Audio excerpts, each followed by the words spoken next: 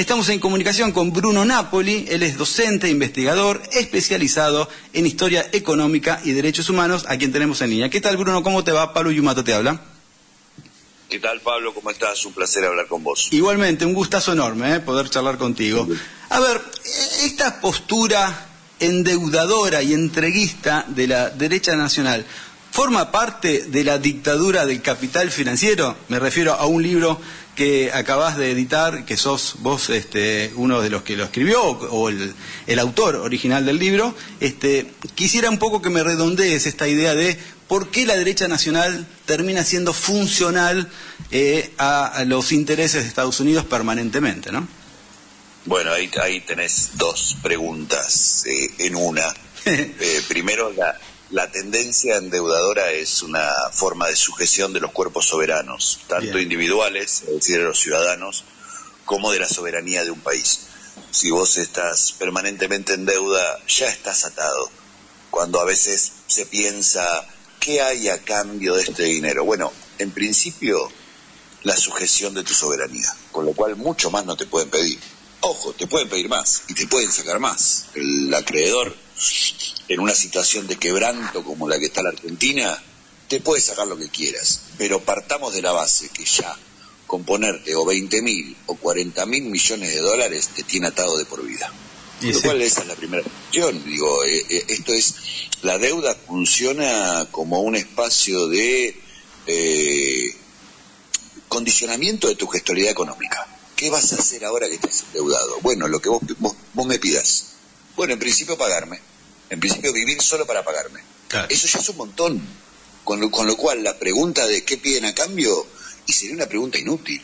Realmente sería una pregunta inútil. Obviamente que va a haber más cosas a cambio, pero la primera ya es muy dolorosa y muy preocupante, porque sin comparar la economía de un país con una economía familiar, cuando vos estás endeudado, no se puede comparar, la economía de un país con la economía familiar no se compara. Es obvio, claro. Pero para pensarlo, claro, no, eso es una barbaridad, es una mentira que dicen los economistas para mentir. No, y comparaban también con una empresa, ¿no? También.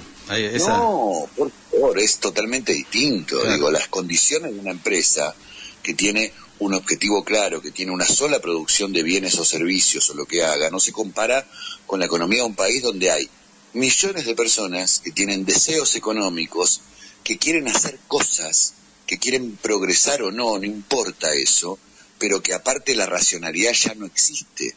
Digo, los economistas liberales sobre todo parten de la racionalidad económica en las decisiones de los individuos. Por Dios, juegan los deseos, y si hay algo irracional son los deseos, con lo cual es incomparable con una empresa, con una familia. Pero pensaba en esto, la situación de sujeción a la que vos quedás indefenso y en quebranto ante una deuda, bueno, multiplicarlo por 46 millones y además multiplicarlo por un montón de bienes y servicios que produce tu país y que están solo a merced de pagar una deuda. Con lo cual, bueno, es una situación complicada. O sea que ya estamos endeudados y entregados en términos políticos ya desde el gobierno de Macri, entonces.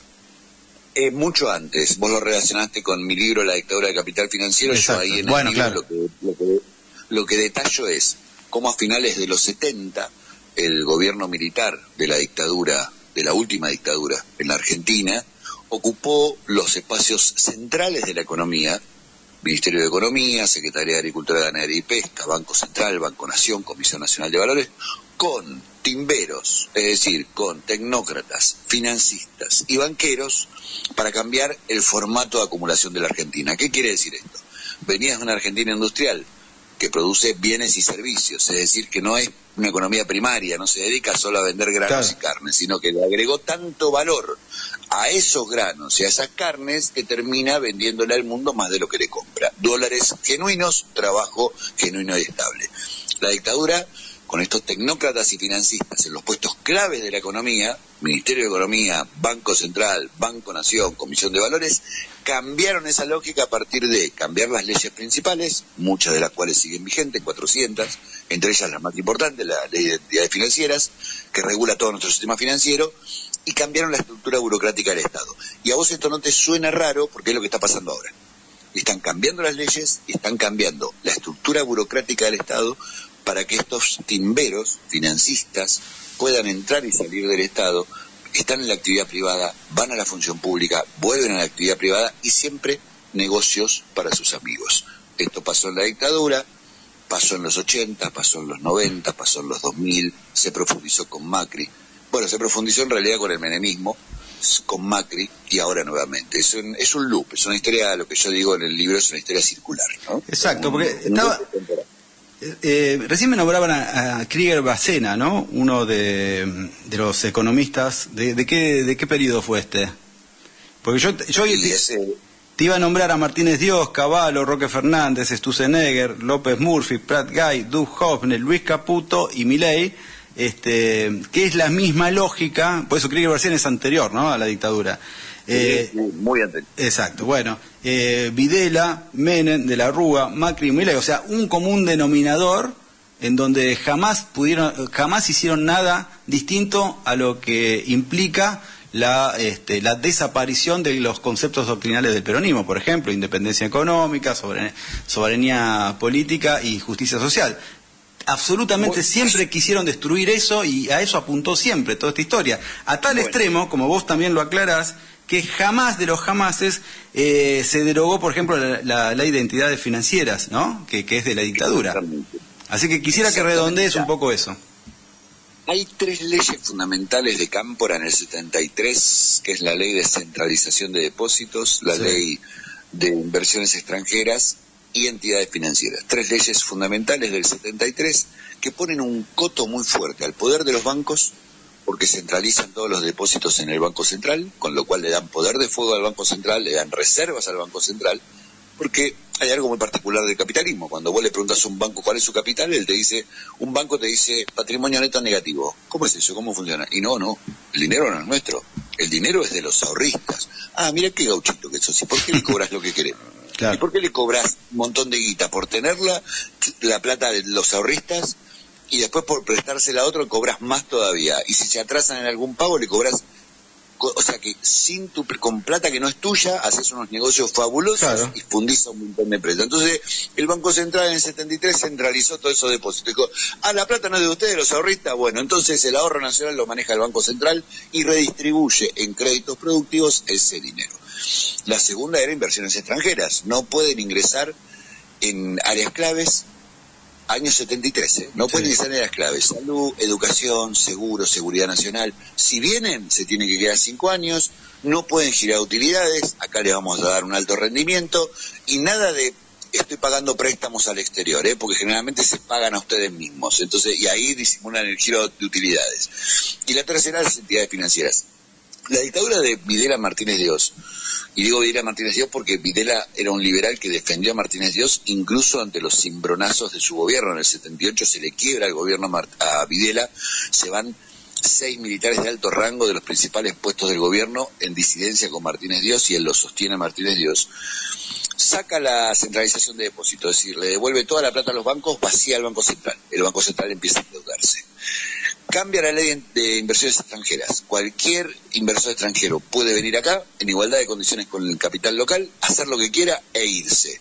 Y establece la ley de entidades financieras, que todavía está vigente, que su único objetivo era concentrar el capital en muy pocas manos. Y el ejemplo es claro.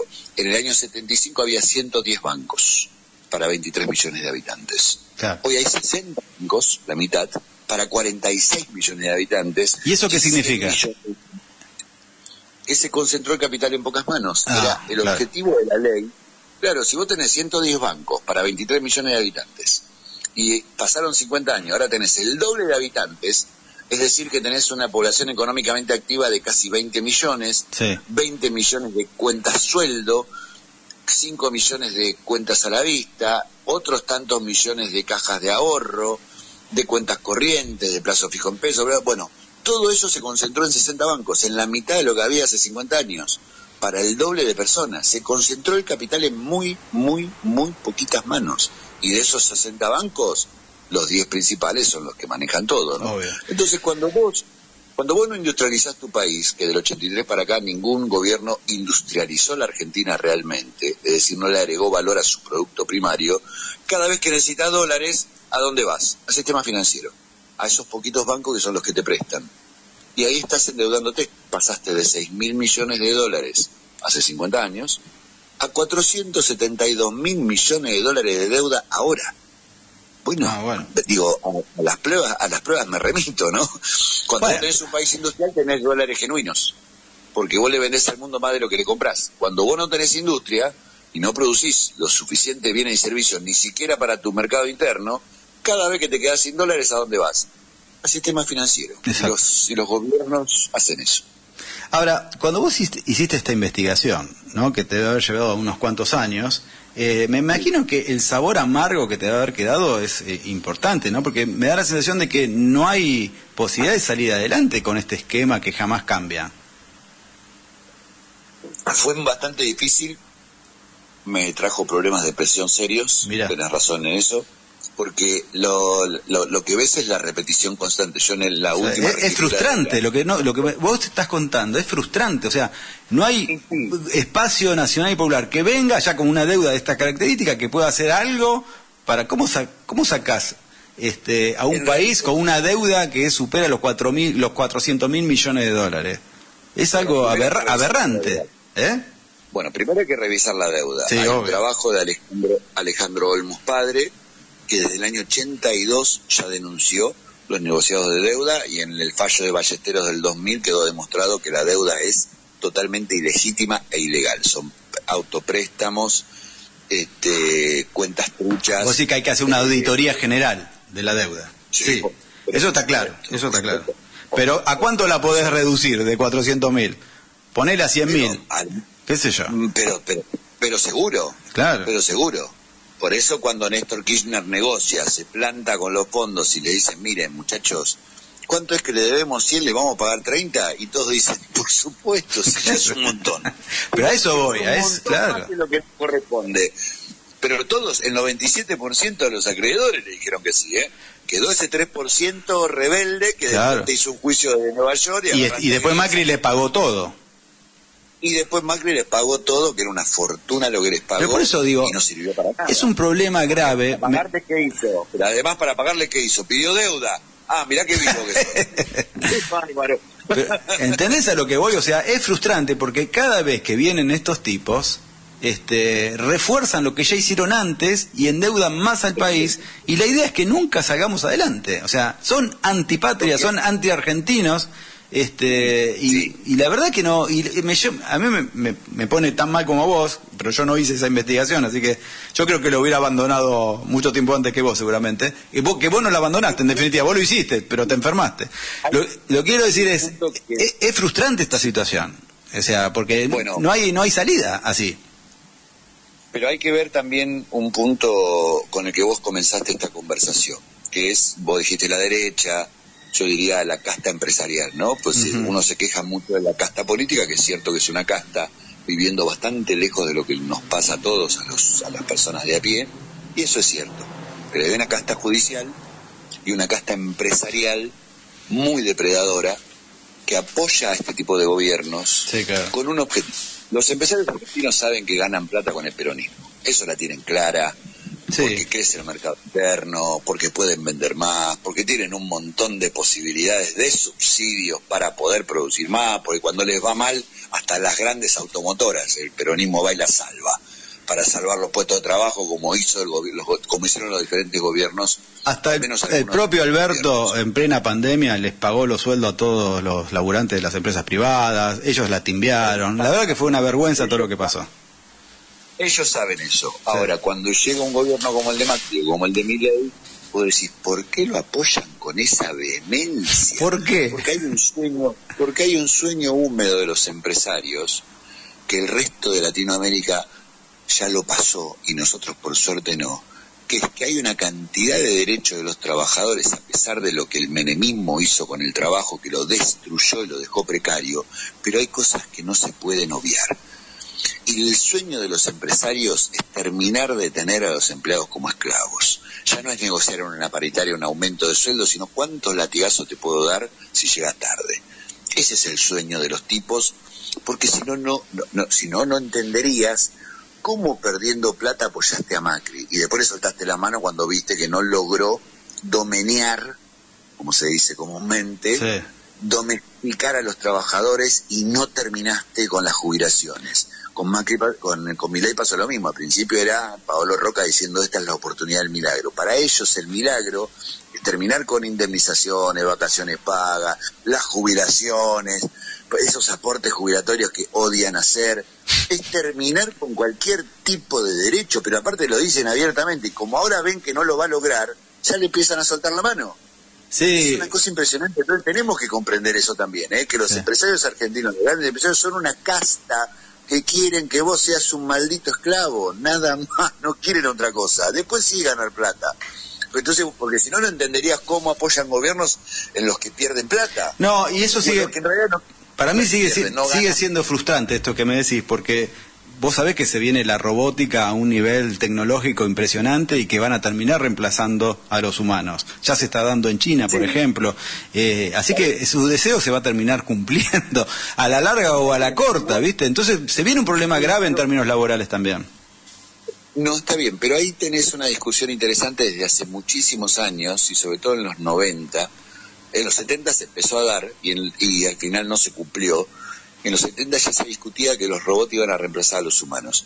No solamente no los reemplazaron, sino que nos permitieron a nosotros inventarnos trabajos nuevos. Por ejemplo, alguien tiene que mantenerlos, alguien tiene que prender la luz, alguien tiene que arreglarlos, alguien tiene que mantenerlos. Claro. Hay que hacer los chips, hay que hacer las partes. Entonces se inventaron trabajos nuevos. El ser humano siempre va a estar con eso. Vos podés hacer un pozo con la mano. Si a vos te dan una pala, vos lo haces con la pala. Eso es tecnología y a vos no te reemplazo. Es verdad. Vos el pozo, es así, la tecnología sería la pala, no el robot sería la pala. Hablando de eso, la palabra robot, vos sabés que es una palabra esclavo. Checa. Exactamente, es una palabra checa de los años 20, inventada por la ciencia ficción, pero que en checo quiere decir esclavo o trabajo servil, servidumbre. Vos ves ahora el avance de un montón de formas tecnológicas y sin embargo las formas de trabajo se van adaptando y sofisticando para hacer un mantenimiento de eso, porque finalmente somos los seres humanos los que construimos todo, e incluso esas máquinas que cuando tienen que construir también se acaban, se les acaba la pila, se les acaba la batería, se rompen. Bueno, entonces los humanos siguen siendo esenciales para el trabajo. El punto es, por eso la pelea de estos empresarios, de decir, por favor, hagan finalmente la flexibilización laboral de un trabajo que ya está recontra flexibilizado. Hace pocos días hablaba con una chica que fue a pedir trabajo a día. Le ofrecieron 6 días a la semana, 9 horas por día, multitareas, desde repositora a cajera y después la limpieza, más quedarse una hora más, un franco rotativo a elección del jefe, que generalmente es en la semana, no los fines de semana. Un domingo en casa, faltó que diga. No, claro, sin sábado y domingo, nunca son sábado y domingo los francos. Claro. Sueldo final 470.000 pesos y a prueba por 6 meses. Bueno. Eso ya es flexibilización laboral. Claro, y eso está desde los 90. El menemismo hizo algo tremendo con el mercado laboral, que es dejarlo precario para siempre. De los 90 para acá, el trabajo en Argentina, la mitad es precario, la mitad es irregular, mal llamado negro. Totalmente. De los 90 para acá. Bruno. Hay un libro de Martínez Dios, perdón. No, decime eso y ya vamos terminando. Hay un libro de Martínez Dios que se llama 15 años después, que está publicado en la red, está liberado en la red. Es un bodoque bastante pesado de leer, pero es interesante, lo publica en los 90. Y él celebra todas las políticas de Menem porque dice, por fin llegó alguien que termina mi tarea. Bueno, no lo voy a leer, me quedo con ese resumen que hiciste, queda tranquilo, no quiero hacerme más mala sangre. Hoy tomate un vino, anda al cine, mirá una película. Che, Bruno, ha sido un gustazo enorme charlar con vos, es la primera vez que hablamos, así que seguramente te vamos a tener en cuenta para otras ocasiones, así que bueno, muchísimas gracias por esta charla y nos estamos reencontrando o cruzando en cualquier momento. Para mí también fue un placer hablar contigo, muy amable y muy franca la charla, así que muchísimas gracias a vos y a tu equipo. Abrazo grande, muy amable.